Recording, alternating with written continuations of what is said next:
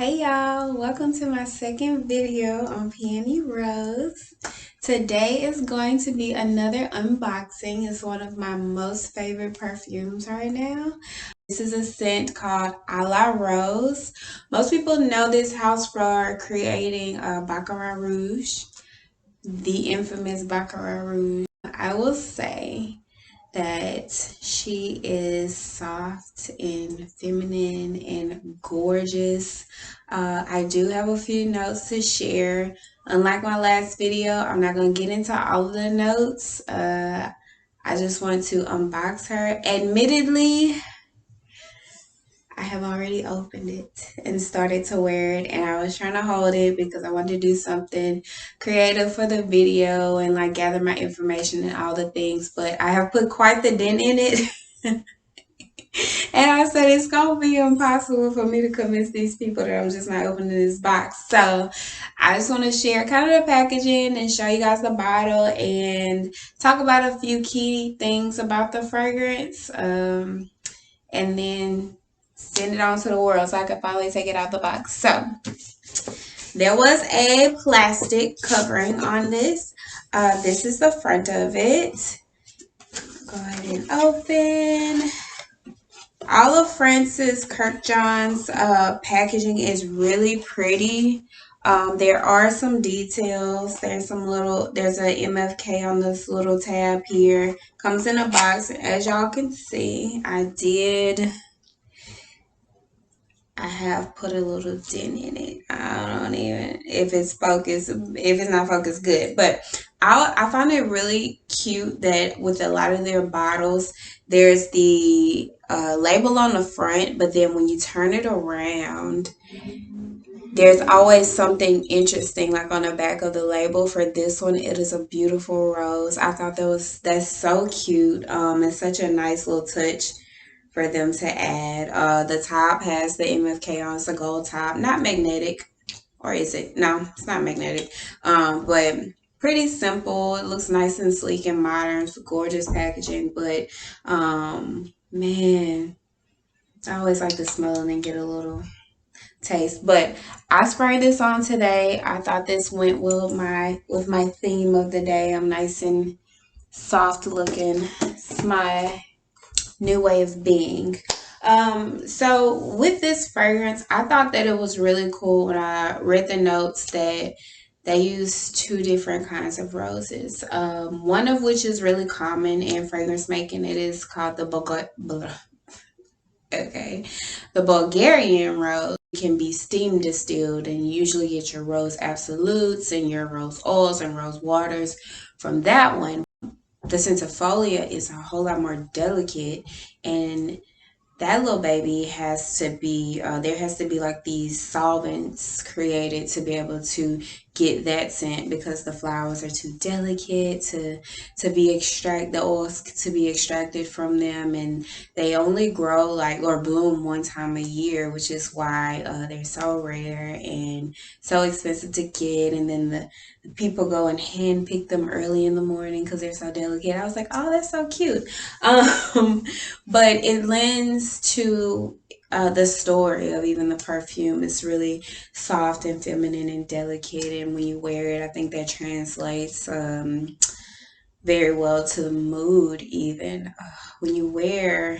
typically when you wear a rose perfume, you are going for that soft feminine vibe for the evening or whatever. And I think that's fairly true for most women when they explain like wearing a rose perfume. So one of the things that Kurkdjian said, and I did want to read that because I always like to know what the perfumers are thinking whenever they make a scent. He goes, A La Rose is a declaration of love translated into a fragrance. It is my ode to femininity. Oh my goodness. And one of the other things that really stuck out to me on the website in the description of the perfume is that it's elegance of radiant femininity with a whimsical, carefree style. I was like, yeah, it is. It really is. So if you kind of love perfume and you kind of peep the scene and you notice the different houses making rose perfumes, I would say that this one burst onto the scene, and I think that it rivals very well maybe a rose scent that y'all are familiar with called Delina, um, by Parfait de Marley. I will say that I had my experience with Delina. I ordered it and I really wanted to love it. The bottle is beautiful, but I did not love it. I ended up selling it to somebody. But I will say that Delina, there is Delina, this one, and then what's that other rose one? Can't think of it right now, but they are in great competition with one another. I believe this fragrance, in comparison to Delina, is not as powdery. I had never been a rose perfume lover. But I think it's because I had never smelled a quality rose perfume. But the second I smelled this one, I just fell in love. It was like, geez, I think this is what a rose is supposed to smell like. It's just really beautiful. It makes me feel like one of those princesses from way back when, like I want to say like, oh, think Bridgerton. Okay, it makes me feel like that, like back in the days where even if not a princess, but like a lady and who is regarded as extremely valuable and soft and well read and talented, and we're in the house for the most of the days. Everybody can't see us. But everything that goes into taking care of the woman, a woman on her journey to intentionally being soft and creating rituals to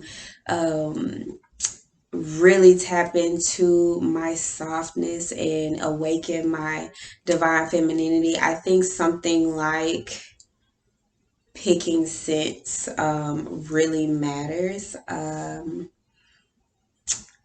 Geez, that just took me on a whole little journey I had never been on. But yeah, like it really, like when I wear a la rose, like I do think of how do I want to feel today. Like I feel really soft today. I feel really sweet and delicate right now. Or even if I'm in a mood, uh, let me just, it has an effect on the mood and the senses, and just the state of being the scents do. And so it really makes me feel like a soft, feminine woman, and I appreciate the scent. It's very different from a one of those bold scents like a opium or even Baccarat Rouge. It is to me it's a very masculine scent, so it doesn't work for me. But just in comparison, wouldn't that be funny? You have a Baccarat Rouge 540 extrait de parfum woman, and you have a la rose extrait woman. So it's fun. It's fun. Perfume is, and this little lady is going to definitely be a staple for me in my journey. Oh, that's what I wanted to say. Okay, so these houses, understandably so, these are, what's considered niche perfumes. And it's one of those that you kind of get into after you've explored some more cost-friendly options. These perfumes are a bit of a splurge, but what I will say is that there is a company called Be Layered, and I discovered it because I was exploring, and at the time I was like, that's a lot of money for a perfume. Nope.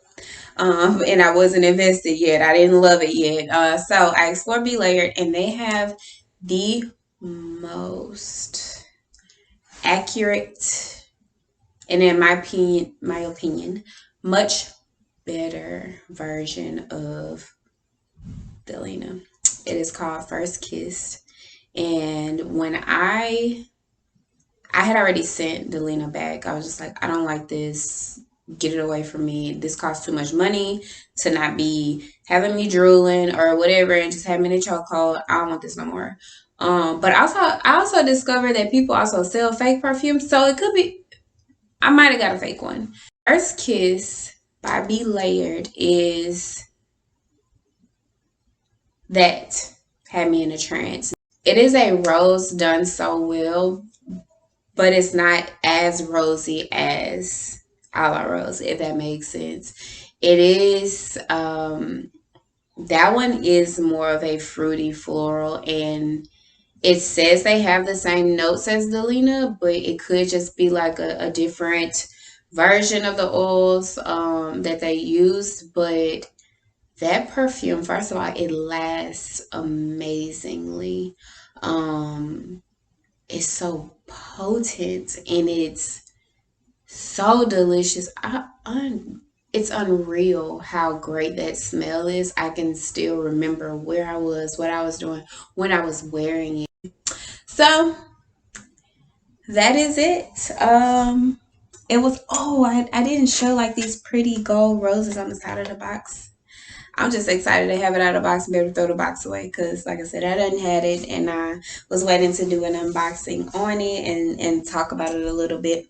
Anyway, Peony Rose has some things coming up, and this will probably be the last perfume video for a minute just because I want to dive into some other things. I've been greatly inspired about sharing other topics like femininity and fitness and food, amongst other things, and faith.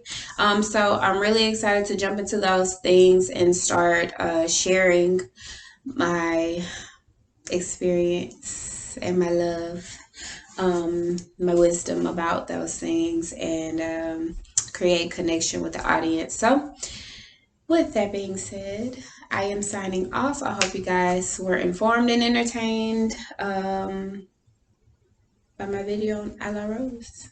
Enjoy today's Saturday. Have a good one. Namaste.